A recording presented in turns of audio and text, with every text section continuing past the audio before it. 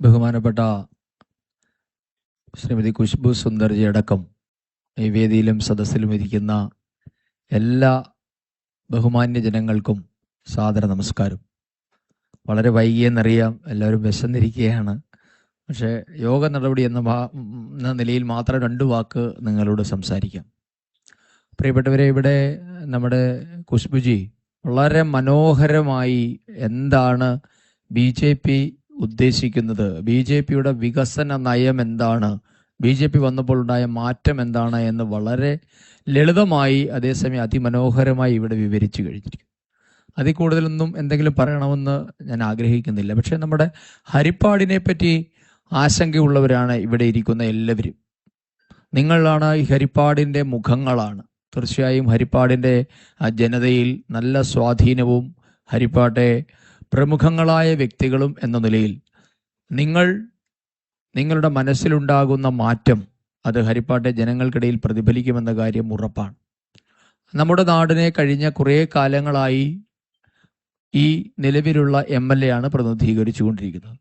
അദ്ദേഹത്തിൻ്റെ വ്യക്തിപരമായ കഴിവുകളെപ്പറ്റി, അദ്ദേഹത്തിൻ്റെ മഹത്വത്തെപ്പറ്റിയൊന്നും നമുക്ക് എതിരഭിപ്രായമോ അദ്ദേഹത്തെ വ്യക്തിപരമായി ഇകഴ്ത്താനോ ഒന്നും നമ്മൾ തയ്യാറല്ല. പക്ഷെ നാം ഒരു കാര്യം ചിന്തിക്കണം. 26-ാം വയസ്സിൽ അദ്ദേഹം നിങ്ങളുടെ മുൻപിലേക്ക് കടന്നു വരുമ്പോൾ അദ്ദേഹം വെറും ഒരു KSU നേതാവായിരുന്നു. അതിനുശേഷം അദ്ദേഹം യൂത്ത് കോൺഗ്രസ് നേതാവായി, കോൺഗ്രസ് നേതാവായി, പ്രതിപക്ഷ നേതാവായി, ആഭ്യന്തരമന്ത്രിയായി, അഖിലേന്ത്യാ നേതാവായി, പ്രദേശ് കോൺഗ്രസ് കമ്മിറ്റിയുടെ അധ്യക്ഷനായി. പലവിധങ്ങളായ അദ്ദേഹത്തിൻ്റെ കരിയർ ഗ്രോത്ത് ഈ ഹരിപ്പാടിൻ്റെ മണ്ണിൽ ചൂടുറപ്പിച്ച് നിന്നുകൊണ്ട് ഒരുപക്ഷെ ഇവിടെ ഇരിക്കുന്ന പലരും നൽകിയ പിന്തുണയുടെ അടിസ്ഥാനത്തിലാകും. പക്ഷെ എന്താണ് ഹരിപ്പാടിന് മാത്രം തിരികെ കിട്ടിയത് എന്ന ഒരു ചോദ്യം അപ്പോഴും വളരെ പ്രസക്തമാണ്. അദ്ദേഹത്തിൻ്റെ കരിയറിലെ വലിയ വലിയ പടവുകൾ ചവിട്ടി കയറി അദ്ദേഹം വലിയ നേതാവായി. പക്ഷേ ഹരിപ്പാട്ടെ ജനങ്ങളെപ്പറ്റി നോക്കൂ നിങ്ങൾ. ഇന്ന് നമുക്ക് കുടിവെള്ളം എന്നുള്ളത് കിട്ടാക്കനിയാണ്. ഇവിടെ മാഡം പറഞ്ഞതുപോലെ നമ്മുടെ നാടിൻ്റെ അടിസ്ഥാന ആവശ്യങ്ങളെ പോലും ഇന്ന് വികസനം എന്ന് പേരിട്ട് വിളിക്കുന്നു എന്നത് വളരെ ഒരു പരിതാപകരമായ അവസ്ഥയാണ്. ഒരു നാടിന് കുടിവെള്ളം കൊടുക്കുന്നത് വികസനമാകുമോ എന്നതാണ് പരമപ്രധാനമായ ചോദ്യം. അതൊരു പ്രാഥമികമായി ഉണ്ടാകേണ്ട ഏതൊരു ജനിച്ചു വീഴുന്ന, മാഡം പറഞ്ഞതുപോലെ ഒരിക്കൽ ചെടി മുതൽ മനുഷ്യൻ വരെയുള്ള എല്ലാ ജീവജാലങ്ങൾക്കും ആവശ്യമുണ്ടാകേണ്ട വസ്തുവാണ് കുടിവെള്ളം എന്നുള്ളത്. അത് തരുന്നത് പോലും എന്തോ ഔദാര്യമാണ്, വികസനമാണ് എന്ന മട്ടിലാണ് ഇവിടെ അവതരിപ്പിക്കപ്പെടുക. ഒരിടത്തൊരു പുഴയുണ്ടായാൽ പാലമുണ്ടാവുക എന്നത് സ്വാഭാവികമായ നടപടിക്രമമാണ്. അതും ഇവിടെ വികസനമാണ്. മനുഷ്യന് സഞ്ചരിക്കാൻ മികച്ച റോഡുകൾ അടിസ്ഥാനപരമായ ആവശ്യമാണ്. അപ്പം ഇതിനെയൊക്കെ വികസനമെന്ന് പേരിട്ട് വിളിക്കുകയാണ്. പക്ഷേ ഹരിപ്പാടിനെ സംബന്ധിച്ച് ഗതികേടെന്ന് പറയട്ടെ, അടിസ്ഥാന ആവശ്യങ്ങൾ പോലും ഇവിടെ ഇല്ല. നമുക്കറിയാം കുടിവെള്ള പദ്ധതിയുടെ കാര്യം. പള്ളിപ്പാട് കേന്ദ്രീകരിച്ച് ഒരു വലിയ വാട്ടർ ടാങ്ക് പണിതിട്ടിട്ട് ഏകദേശം 10-16 വർഷമായി അല്ലെ. നമ്മൾ വേഴാമ്പലിനെ പോലെ ഹരിപ്പാട് ജനത കാത്തിരിക്കുകയാണ്, എന്നാണ് ആ പദ്ധതിയിൽ കൂടി അല്പം വെള്ളം കിട്ടുന്നത്. നാളിതുവരെ ഉണ്ടായിട്ടില്ല. ഇനി ഞാൻ മനസ്സിലാക്കുന്നത് ഇനി ഒരു 5-6 വർഷം കഴിഞ്ഞാൽ പോലും അത് പ്രവർത്തന സജ്ജമാകുമെന്ന് തോന്നുന്നില്ല. നമ്മുടെ റോഡുകളുടെ അവസ്ഥ എന്താ? സത്യത്തിൽ സംഘടനാ യാത്രയുടെ ഭാഗമായി ഹരിപ്പാട്ട് കാറിലൊക്കെ യാത്ര ചെയ്യുമായിരുന്നെങ്കിൽ കഴിഞ്ഞ 3 ദിവസമായി രഥത്തെ കയറിപ്പോയി എനിക്കിപ്പോൾ അനങ്ങാൻ വയ്യാത്ത അവസ്ഥയായി. സകല ജോയിന്റുകളും ഇളകി. നമ്മുടെ വാഹനം 3-4 തവണയാണ് റിപ്പയറിന് കയറ്റിയത്. കാരണം റോഡെന്നുള്ള സങ്കല്പം പോലുമില്ല. സത്യത്തിൽ ഇങ്ങനെ ഒരു സ്ഥലം എങ്ങനെയാണ് അദ്ദേഹത്തിന് ഇവിടെ 25 വർഷം ജനപ്രതിയായി ഇരിക്കാൻ സാധിച്ചത് എന്നത് അതിശയമായിരിക്കുന്നു. റോഡെന്നുള്ള സങ്കല്പം എവിടെയുമില്ല, കുടിവെള്ളമില്ല. ഞാൻ പിന്നെ ആശുപത്രിയുടെ സംവിധാനം, അദ്ദേഹത്തിൻ്റെ ദീർഘവീക്ഷണമില്ലായ്മയുടെ 2 കാര്യങ്ങൾ പറഞ്ഞ് ഞാൻ അവസാനിപ്പിക്കാം. ഒന്ന്, നമ്മുടെ നാരകത്തറയിലെ ബൈപ്പാസ്. നമുക്കറിയാം ഇപ്പോൾ ഇവിടെ നടക്കുന്ന പദ്ധതി ദേശീയപാതയുമായി ബന്ധപ്പെട്ട് കേന്ദ്ര സർക്കാർ നടപ്പാക്കുന്ന പദ്ധതിയാണ്. അപ്പോൾ ഒരു നാഷണൽ ഹൈവേ വികസിപ്പിക്കാൻ കേന്ദ്ര സർക്കാർ തീരുമാനിച്ചാൽ അതിൻ്റെ അലൈൻമെൻറ്റ് എന്തായിരിക്കും? അതിൻ്റെ ഒരു final plan central government national highway authority മുഖാന്തരം അയച്ചു കൊടുക്കുക ജില്ലാ കളക്ടർക്കും MP-ക്കും MLA-ക്കും തഹസിൽദാരും അടക്കമുള്ളവരുടെ ഓഫീസുകളിലേക്കാണ്. സ്വാഭാവികമായും സെൻട്രൽ ഗവൺമെൻറ് ഉദ്യോഗസ്ഥന്മാർക്ക് അറിയില്ല എവിടെയൊക്കെ ഇതിന് അപ്രോച്ച് റോഡ് വേണം, എവിടെയൊക്കെ ഫ്ലൈ ഓവറുകൾ വേണം, അണ്ടർപാസ് എവിടെയാണ്, അവരൊക്കെ ഒരു ജനറൽ കാര്യങ്ങളെ അറിയുകയുള്ളൂ. പക്ഷേ നമുക്കറിയാം, ഒരു പ്ലാൻ വന്നാൽ എത്രയോ മാറ്റങ്ങൾ ജനങ്ങളുടെ ആവശ്യത്തിനനുസരിച്ച് ദേശീയപാതയിൽ മാറ്റം വരണം. നാരകത്തറയിലെ അടിപ്പാത എന്നുള്ളത് നാച്ചുറലായി സംഭവിക്കേണ്ട ഒരു കാര്യമായിരുന്നു. പക്ഷേ നിങ്ങൾ നോക്കൂ, വേലായുധ സ്വാമിയുടെ ആറാട്ട് കടന്നു പോകേണ്ട വഴിയാണത്. അപ്പുറത്ത് കുമാരപുരവും കരിവാറ്റയും തൃക്കുന്നപ്പുഴയും ആറാട്ടുപുഴയുമുള്ള പഞ്ചായത്തുകളെ നമ്മളുടെ മെയിൻ ലാൻഡുമായി ബന്ധിപ്പിക്കാനുള്ള ഒരു വഴി കൂടിയാണിത്. അവിടെ ഒരു അണ്ടർപാസ് വേണമെന്ന് പറഞ്ഞു കൊടുക്കാനുള്ള ആസൂത്രണം അല്ലെങ്കിൽ അദ്ദേഹത്തിന്റെ ശ്രദ്ധയിൽ പെട്ടിട്ടില്ലായിരിക്കും, എന്തായാലും നമുക്കറിയില്ല. അങ്ങനെ ഒരു സംഭവമേ ഉണ്ടായില്ല. ഇവിടെ നമ്മുടെ മണ്ഡല അധ്യക്ഷ സുമേഷ് ഇവിടെ ഇരിപ്പുണ്ട്. അദ്ദേഹം കുമാരപുരംകാരൻ കൂടിയാണ്. കുമാരപുരത്തെ ഭാരതീയ ജനതാ പാർട്ടിയുടെ പ്രവർത്തകര്, ഹൈവേയുടെ ആക്ഷൻ കമ്മിറ്റിയുടെ ചിലരൊക്കെ ഇവിടെ ഇരിപ്പുണ്ട്. അവരെല്ലാവരും കൂടെ ചേർന്ന് നടത്തിയ ഒരു പ്രയത്നം ജില്ലാ അധ്യക്ഷ നിലയിൽ എനിക്ക് ആ നിവേദനം തരികയും, ഞാൻ പറയുന്നത് BJP സംസ്ഥാന ഘടകത്തിന് ഇതുമായി ബന്ധപ്പെട്ട ഒരു 10 ലക്ഷം രൂപ ചെലവായിട്ടുണ്ട്. ഏറ്റവും ചുരുങ്ങിയത് ഒരു 5-6 തവണ ദില്ലി യാത്ര തന്നെ വേണ്ടി വന്നു ഈ ഒരു ആവശ്യത്തിന് വേണ്ടി. കാരണം ഒരു ഫൈനൽ അപ്രൂവലായ ഒരു പ്ലാനിൽ മാറ്റം വരുത്തുക എന്നുള്ളത് വലിയ ഒരു ഹെർക്കൂലിയൻ ടാസ്ക്കാണ്. അത് നമ്മളുടെ സംസ്ഥാന അധ്യക്ഷൻ ഏറ്റെടുത്തു. നമ്മുടെ ദേശീയ നിർവാഹക സമിതി കൃഷ്ണദാസ് ജി, ഇവരെ രണ്ടുപേരും ഞാനുമായി നടത്തിയ ഇടപാടുകൾ എത്രയോ നാളുകൾ നീണ്ടു നിന്നിട്ടാണ് നമുക്ക് നാരകത്തറയിൽ ഒരു അടിപ്പാത നമുക്ക് അനുവദിച്ച് കിട്ടിയതെന്ന് നിങ്ങൾക്കറിയാം. രണ്ടാമത്തെ ഉദാഹരണം എന്താ, ഇപ്പോൾ ഹരിപ്പാട് താലൂക്ക് ആശുപത്രിയുടെ മുൻപിലേക്ക് വരുന്ന ഫ്ലൈ ഓവർ. നിങ്ങൾക്ക് ശ്രദ്ധിച്ചാൽ അറിയാം, ഇപ്പോഴത്തെ പ്ലാൻ മുഖാന്തരം അവിടെ ഒരു ഫ്ലൈ ഓവർ വന്നാൽ നമുക്കൊരാൾക്കും താലൂക്ക് ആശുപത്രിയിൽ പോകാൻ പറ്റില്ല. നമുക്ക് ഹരിപ്പാട് താലൂക്ക് ആശുപത്രിയിലേക്ക് ഒരു ആംബുലൻസോ വാഹനമോ കയറണമെങ്കിൽ ഒരുപക്ഷെ മാധവ ജംഗ്ഷനിൽ ചെന്ന് U-ടേൺ അടിച്ചു വരേണ്ടി വരും. സത്യത്തിൽ ഒരു 2 പില്ലർ കൂടി മുൻപോട്ടേക്ക് തള്ളിയിട്ടാൽ, വടക്കേ ഭാഗത്തേക്ക് 2 പില്ലർ കൂടി അധികം വന്നാൽ അതിനടിയിൽ കൂടെ നമുക്ക് ആശുപത്രിയിലേക്ക് കയറാം. പക്ഷെ ഇപ്പോൾ വരുന്ന പ്ലാൻ അനുസരിച്ച് താലൂക്ക് ആശുപത്രിയുടെ മുൻപിൽ പില്ലർ തീരുകയാണ്. പിന്നെ വരുന്നത് അപ്രോച്ച് റോഡാണ്. ആ അപ്രോച്ച് റോഡ് എന്ന് പറയുന്നത് നിങ്ങൾക്കറിയാം, 2 വശത്തും മതിൽ കെട്ടിയതുപോലെയാണ് അപ്രോച്ച് റോഡ് വരിക. ഒരു മനുഷ്യന് അപ്പുറം ഇപ്പുറം പോകാൻ പറ്റില്ല. ഞാൻ പറഞ്ഞത് ഇതൊക്കെയല്ലേ ഒരു ജനപ്രതിനിധിയുടെ ചുമതല? എവിടെയായിരുന്നു ഇദ്ദേഹം? നമ്മൾ പറയുമ്പോൾ ഇതൊക്കെ രാഷ്ട്രീയമായിട്ട് തോന്നാം, പക്ഷെ അദ്ദേഹത്തിന്റെ ചുമതല നിർവഹിക്കുന്നതിൽ അമ്പേ പരാജയപ്പെട്ടു എന്നതിന് ഇതിലും വലിയ ഉദാഹരണമുണ്ട്. ഈ 2 ഉദാഹരണം നോക്കിയാൽ മതി. അദ്ദേഹത്തിന് ഹരിപ്പാടയെ പറ്റി കൺസേണേ ഉണ്ടായിട്ടില്ല, അല്ലെങ്കിൽ ഹരിപ്പാട് അദ്ദേഹത്തിന്റെ ദൃഷ്ടിയിലേ ഇല്ലായിരുന്നു എന്ന് മനസ്സിലാക്കാൻ. ബാക്കി കാര്യങ്ങളൊന്നും ഞാൻ പറയുന്നില്ല. താലൂക്ക് ആശുപത്രിയുടെ അവസ്ഥ കേരളത്തിലെ തന്നെ ഏറ്റവും പഴക്കം ചെന്ന താലൂക്ക് ആശുപത്രികളിൽ ഒരെണ്ണമാണ്. തുടങ്ങിയ സ്ഥലത്ത് നിൽക്കുകയാണ് അല്ലെ. 2 മനുഷ്യര് നമ്മുടെ ഡയാലിസിസ് യൂണിറ്റിൽ നിന്നും ഇൻഫെക്ഷനായി മരിച്ചു പോയിട്ട് 3 മാസമേ ആയിട്ടുള്ളൂ. എവിടെ എന്തായിരുന്നു അന്ന് MLA ഒഴുക്കിയ മുതലക്കണ്ണീര്? അന്ന് വലിയ പ്രസ്താവനകളായിരുന്നു. ആരോഗ്യവകുപ്പിനെ കുറ്റപ്പെടുത്തിക്കൊണ്ട് MLA നെടുങ്കൻ പ്രസംഗങ്ങളൊക്കെ നടത്തി. അന്ന് ഹരിപ്പാട്ടെ ജനങ്ങൾക്ക് അദ്ദേഹം കൊടുത്തൊരു വാഗ്ദാനമുണ്ട്, ഇത് ഉന്നത മെഡിക്കൽ ടീം അന്വേഷിക്കും, അവർക്ക് കോമ്പൻസേഷൻ കൊടുക്കും. എവിടെ? കോമ്പൻസേഷനും കൊടുത്തില്ല, ഉന്നതതല സംഘവുമില്ല, അന്വേഷണ റിപ്പോർട്ടുമില്ല. ആ ഡയാലിസിസ് യൂണിറ്റ് ഇന്നും അടഞ്ഞു തന്നെ. അപ്പൊ ഇതൊക്കെയാണ് ഒരു മനുഷ്യന്റെ പ്രാഥമികമായ ആവശ്യങ്ങളാണ്. ഇതിനൊന്നും വികസനം എന്ന് പറയാൻ പറ്റില്ല. ഇതിനും അപ്പുറത്തേക്കാണ് വികസനം. വരുന്ന തലമുറയ്ക്ക് ഹരിപ്പാടുമായി ഒരു പൊക്കിൾക്കൊടി ബന്ധമുണ്ടാകാൻ, ഈ നമ്മുടെ കുഞ്ഞുങ്ങൾ ഹരിപ്പാട്ട് വളർന്നു വരാൻ എന്ത് ഫെസിലിറ്റിയാണ് അദ്ദേഹം ഒരുക്കിയിട്ടുള്ളത്? നല്ലൊരു കോളേജ് ഉണ്ടോ ഹരിപ്പാടിന്? പക്ഷേ TKM കോളേജ് തുടങ്ങിയിട്ട് എനിക്കൊന്ന് 70 വർഷമായി, 68 വർഷം കഴിഞ്ഞു തോന്നുന്നു TKM കോളേജ്. ആ കോളേജ് അല്ലാതെ ഹരിപ്പാട് എന്താണ് ഒരു വിദ്യാഭ്യാസ സ്ഥാപനമുള്ളത്? ഒരു ഹരിപ്പാടിന് ഒരു വിദ്യാഭ്യാസ സ്ഥാപനം തുടങ്ങാൻ എന്തെങ്കിലും പോരായ്മയുള്ള സ്ഥലമാണോ? എത്രയോ മഹാന്മാര് ജനിച്ചു വളർന്ന ഒരു മണ്ണാണിത്. ഒരു നല്ലൊരു കോളേജ്, ഒരു ആർട്സ് കോളേജാണ് ഇവിടെ ആകെ ഉള്ളത്. ഒരു എഞ്ചിനീയറിംഗ് കോളേജോ ഒരു മെഡിക്കൽ കോളേജോ ഒരു പ്രൊഫഷണൽ വിദ്യാഭ്യാസ സ്ഥാപനം ഹരിപ്പാട് ഇല്ലേ ഇല്ല. എന്തിനു പറയുന്നു? നിങ്ങൾക്ക് എത്രയോ പ്രായമായ നമ്മളുടെ സീനിയർ സിറ്റിസൺ, അവർക്ക് വൈകുന്നേരങ്ങൾ ചിലവഴിക്കാൻ ഒരു പാർക്ക്, അങ്ങനെ ഇല്ലാത്തൊരു നഗരമുണ്ടോ സത്യത്തിൽ? നമ്മൾ ചിന്തിച്ചു നോക്കിയോ? ഇവിടെ മോഹൻലാല് മുൻകൈ എടുത്ത് ഇവിടെ ഒരു ആശീർവാദ സിനിമാസ് വന്നില്ലായിരുന്നുവെങ്കിൽ എന്താകുമായിരുന്നു? നമുക്കൊരു സിനിമ കാണണമെങ്കിൽ എറണാകുളത്ത് പോകേണ്ട ഗതികേടാണ് ഹരിപ്പാട്ടുകാർക്ക്. ഒന്ന് ആലോചിച്ച് നോക്ക് നിങ്ങൾ.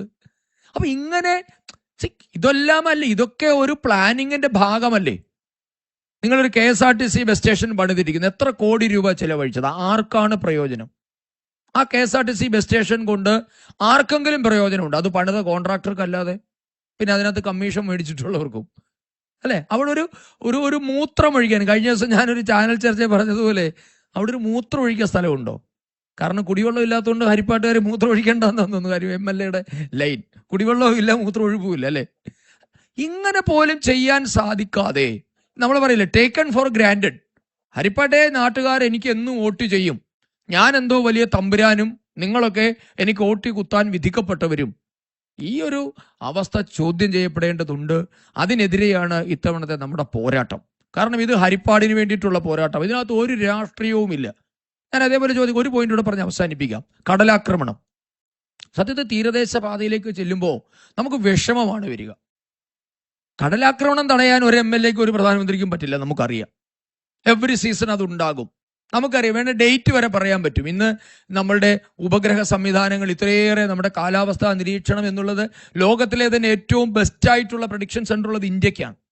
അത്രയേറെ നമ്മളുടെ ഉപഗ്രഹ സാങ്കേതിക വിദ്യ നമ്മൾ ഉപയോഗിക്കുന്ന ഒരു നാടാണ്. അപ്പൊ കടലാക്രമണം എന്നുണ്ടാകും, വേലിയേറ്റം എന്നുണ്ടാകുമെന്ന് പറയാൻ തക്ക ശേഷി ഇന്ന് രാഷ്ട്രത്തിനുണ്ട്. പക്ഷെ എന്താ ചെയ്യുന്നത്? കടലാക്രമണം വന്ന് ജനങ്ങളുടെ വീട് മുഴുവൻ തകർന്നു പോയി, 4-5 പേരെ കാണാതായി കഴിയുമ്പോൾ അവരുടെ ബോഡി കിട്ടുമ്പോൾ MLA ഓടി വരും, കെട്ടിപ്പിടിക്കും, കരയും, ചിരിക്കും, ഫോട്ടോ എടുക്കും, പത്രത്തിൽ ഫോട്ടോ വന്നു, MLA ഹാപ്പി. ഇതിനൊരു MLA ആവശ്യമില്ല. എന്താണ് അടുത്ത 6 മാസത്തിനുള്ളിൽ കടലാക്രമണം ഇവിടെ ഉണ്ടാകും. എന്താണ് ഈ ജനങ്ങളെ സംരക്ഷിക്കാൻ ചെയ്ത നടപടി? എന്താ? ഒരു കടൽ ഭിത്തി കിട്ടാൻ എത്ര വർഷമായി? ഇപ്പൊ ഞാൻ തീരദേശം പോകുമ്പോൾ കാണുന്നതാണ്, വലിയ ബോർഡുകളാണ്. 500 കോടി രൂപ അനുവദിച്ചു പോലും. 500 കോടി അനുവദിച്ചെങ്കിൽ എവിടെയെങ്കിലും കാണണ്ടേ? അപ്പൊ ഇത് തെരഞ്ഞെടുപ്പ് സ്റ്റണ്ടുകളുമായി ബന്ധപ്പെട്ട് അദ്ദേഹം ഒരു മാസ്റ്റേഴ്സ് എടുത്തുള്ള ഒരാളാണ് തെരഞ്ഞെടുപ്പ് സ്റ്റണ്ടിന്റെ കാര്യത്തിൽ. അപ്പൊ അത് കൃത്യമായി നടക്കുന്നുണ്ട്. ഇത് ഇക്കാര്യങ്ങൾ നമുക്ക് ഇത്തവണ ചോദ്യം ചെയ്തേ മതിയാവുകയുള്ളൂ. ഇത്തരം നിരവധി കാര്യങ്ങൾ, ഒരു പാലത്തിന്റെ കാര്യം വന്നാൽ നമുക്കറിയാം, ഈ ഇപ്പോഴും തൃക്കുന്നപ്പുഴ, ആറാട്ടുപുഴ പഞ്ചായത്തുകളെ നമ്മളുടെ മെയിൻ ലാൻഡുമായി ബന്ധിപ്പിക്കാൻ 2 പാലങ്ങളേ ഉള്ളൂ, അല്ലെ? ഒരു സുനാമി ആഞ്ഞടിച്ച പ്രദേശമാണത്. ഞാൻ ആ സുനാമിയിൽ 2 ആഴ്ചക്കാലം ആ പ്രദേശത്ത് സേവാപ്രവർത്തനത്തിന് പോയ ഒരാളാണ്, സേവാഭാരതിയോടൊപ്പം. തൃക്കുന്നപ്പുഴ, ആറാട്ടുപുഴ പഞ്ചായത്തുകൾക്ക് ഒരു അത്യാപത്തുണ്ടായാൽ അവരെവിടേക്ക് ഓടും? അവരെങ്ങനെ കരയിലേക്ക് വരും? ഇതൊക്കെയല്ലേ ഒരു ജനപ്രതിനിധിയുടെ ആസൂത്രണം എന്ന് പറയുന്നത്? ഈ ആറാട്ടുപുഴ തെക്കുന്ന പ്രദേശം ധാരാളം മത്സ്യബന്ധനം നടക്കുന്ന ഒരു മേഖലയാണ്. അവര് പിടിക്കുന്ന മത്സ്യം എവിടെ സംഭരിക്കും? എങ്ങനെ സംസ്കരിക്കും? റീറ്റെയിൽ മാർക്കറ്റിൽ അവരിന്ന് റോഡിൽ നിരത്തിയിട്ട് വിൽക്കുകയാണ്. പിടിക്കുന്ന മീൻ എങ്ങനെയെങ്കിലും ഒഴിവാക്കി കൊടുക്കണം. അപ്പൊ ഇങ്ങനെയൊക്കെയുള്ള ദീർഘകാല അടിസ്ഥാനത്തിലേക്കുള്ള പദ്ധതികൾ ആസൂത്രണം ചെയ്തതിൽ അമ്പേ പരാജയപ്പെട്ടിരിക്കുന്നു നമ്മളുടെ ജനപ്രതിനിധി. അതുകൊണ്ട് ദയവ് ചെയ്ത് ഇത്തവണ നമുക്ക് ഒരു മാറ്റം, നമ്മൾ മാറ്റം എന്ന് പറയുന്നത് എല്ലാ അർത്ഥത്തിലുമാണ്, കേവലം രാഷ്ട്രീയ മാറ്റമല്ല. രാഷ്ട്രീയ മാറ്റത്തിലൂടെ ഉണ്ടാകുന്നത് തലമുറ മാറ്റമാണ്. തലമുറ മാറ്റത്തിലൂടെ ഉണ്ടാകുന്നത് ചിന്തയിലും ആശയത്തിലുമുള്ള മാറ്റമാണ്. ആ ഒരു മാറ്റം ഉണ്ടായാൽ മാത്രമേ ഹരിപ്പാടിന് ഒരു വികസനം എന്ന് പറയുമ്പോൾ മുമ്പ് പറഞ്ഞാൽ കെട്ടിടം പണിയുന്നതല്ല വികസനം. വികസനം എന്നുള്ളത് വലിയ തലങ്ങളുള്ള ഒരു പദമാണ്. അപ്പൊ യഥാർത്ഥ വികസനം, ദ റിയൽ ചേഞ്ച് എന്താണ് എന്ന് ഹരിപ്പാടിന് മനസ്സിലാക്കി കൊടുക്കാൻ ഭാരതീയ ജനതാ പാർട്ടിയുടെ സ്ഥാനാർത്ഥിയായി മത്സരിക്കുന്ന എനിക്കൊരു അവസരം തരണമെന്നാണ് ഞാൻ എല്ലാവരോടും അഭ്യർത്ഥിക്കുക. ഞാൻ എല്ലാവരോടും പറയുന്നൊരു കാര്യമുണ്ട്, എനിക്കൊരവസരമേ എനിക്കും തരാവൂ. ആദ്യ അവസരത്തിൽ ഞാൻ പരാജയപ്പെട്ടാൽ 2ാമത്തെ അവസരം നിങ്ങൾ എനിക്ക് തരരുത്, എന്നെയും തോൽപ്പിക്കണം എന്ന ഒരു ബ്ലാങ്ക് ചെക്കാണ് നമ്മൾ ജനങ്ങളുടെ മുൻപാകെ വെക്കുന്നത്. ആ ഒരു അർത്ഥത്തിൽ ഇത്തവണ ഒരു യഥാർത്ഥ മാറ്റം ഉണ്ടാക്കാൻ താമര അടയാളത്തിൽ നിങ്ങൾ എല്ലാവരും വോട്ട് ചെയ്യണമെന്ന് മാത്രം അഭ്യർത്ഥിച്ചുകൊണ്ട് നിർത്തുന്നു. വന്ദേ മാതരം. പ്രിയമുള്ളവരെ, ഒരു കാര്യം കൂടി സൂചിപ്പിക്കുന്നു. ഈ സമയത്ത് ഓൾ കേരള ഫോട്ടോഗ്രാഫ് അസോസിയേഷന് വേണ്ടി നമ്മുടെ ബാസി സ്റ്റുഡിയോയിലെ ബൗരായേട്ടനെ ക്ഷണിക്കുകയാണ്. കോടമ്പാക്കത്ത് വെച്ച് മുൻപ് ഖുശ്ബു പോലുള്ള ഫോട്ടോ എടുത്ത് ഇന്നും വീട്ടിൽ സൂക്ഷിച്ചിട്ടുള്ള ആളാണ് ബൗരായേട്ടൻ. അദ്ദേഹത്തിന് വീണ്ടും ഈ ഒരു അവസരം നിർബന്ധമായി വേണമെന്ന് പറഞ്ഞു. അറിയാലോ, നമ്മുടെ ഹരിപ്പാടിൻ്റെ എല്ലാവരുടെയും ചിത്രങ്ങൾ പകർത്തിയിട്ടുള്ള ബൗരായേട്ടനെ വളരെ ആദരപൂർവ്വം ഖുശ്ബു അവരുകളെ സ്വീകരിക്കാൻ വേണ്ടി ക്ഷണിക്കുന്നു. നമ്മുടെ ഇന്ത്യയുടെ കൺവീനർ, ലീഗൽ സെൽ കൺവീനർ കൂടിയായിട്ടുള്ള അഡ്വക്കേറ്റ് ശ്രീകുമാർ സാറിനെ ക്ഷണിക്കുന്നു.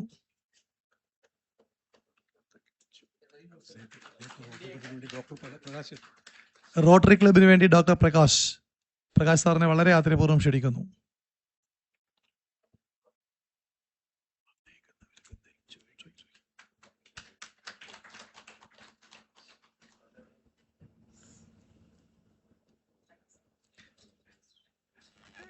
നിങ്ങളുടെ മുമ്പിലേക്ക് ഒരു കാര്യം കൂടി വെക്കുകയാണ്.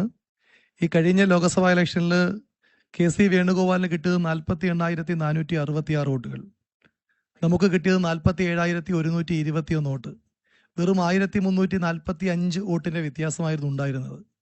പോലീസ് ഇന്റലിജൻസ് റിപ്പോർട്ട് അനുസരിച്ച് സന്ദീപ് ജിക്ക് 52 മുതൽ 57,000 വോട്ട് വരെയും രമേശ് ചെന്നിത്തലയ്ക്ക് 55 മുതൽ 56 വരെ വോട്ടിന്റെ ഡിഫറൻസ് ആണ് ഇപ്പോൾ കാണുന്നത്. ഈ ഇരിക്കുന്ന ആൾക്കാർക്ക് ഏതാണ്ട് 50 വോട്ട് മിനിമം ക്യാച്ച് ചെയ്യാൻ സാധിക്കുന്ന ഒരു ടീമാണ് ഇവിടെ ഇരിക്കുന്നത്. ക്രീം ടീമാണ്. ഇപ്പം 150-ലധികം ആൾക്കാരുണ്ട്. നമ്മൾ വിചാരിച്ചാൽ 7,500 വോട്ട് അധികമായി പിടിക്കാൻ സാധിക്കും. ഈ ഒരു ടീം വിചാരിച്ചാൽ 7,500 വോട്ട് അധികമായി പിടിക്കാൻ സാധിക്കും. അപ്പോൾ പോലീസ് ഇന്റലിജൻസ് റിപ്പോർട്ടിനെയും കവർ ചെയ്തുകൊണ്ട് 60,000-ന് മുകളിലേക്ക് നമുക്ക് എത്താൻ സാധിക്കും. അത് എത്തിക്കണ്ടേ? സഹായിക്കുമോ? എത്തിക്കണം. നമ്മളൊരു ടീമായി BDJSനെ സ്വീകരിക്കാൻ വേണ്ടി ശ്രീ മോഹൻ ചേട്ടനെ, മണ്ഡലം പ്രസിഡന്റാണ്, അദ്ദേഹത്തെ ആദരപൂർവ്വം ക്ഷണിക്കുന്നു.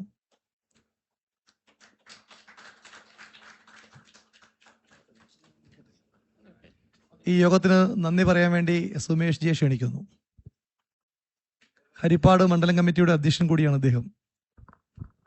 ഈ വൈകിയ വേളയിൽ നമ്മളോട് സംവദിച്ച സന്ദീപ് ജസ്പതിയും ഖുശ്ബു മേഡവും നമ്മൾ എന്താണ് ചെയ്യേണ്ടതെന്നും പറഞ്ഞു കഴിഞ്ഞു. അപ്പം അധികം സംസാരിക്കുന്നില്ല. ഈ യോഗത്തിലെത്തിയ എല്ലാവർക്കും ഒറ്റ വാക്കിൽ നന്ദി പറഞ്ഞുകൊണ്ട് നിർത്തുന്നു. നന്ദി, നമസ്കാരം. നമുക്കിപ്പോൾ ഭക്ഷണം ക്രമീകരിക്കുകയാണ്. ഒരു 50 പേർക്കാണ് ആദ്യം ഇരിക്കാൻ സാധിക്കുന്നത്. നമുക്ക് 2 ഇതായിട്ട് ഇരിക്കാം. അപ്പോൾ അതിന് മാഡത്തോടൊപ്പം ഫോട്ടോ എടുക്കാൻ ആഗ്രഹിക്കുന്ന ആൾക്കാർക്ക് വലിയ തിരക്കില്ലാതെ പെട്ടെന്ന് എടുക്കാം.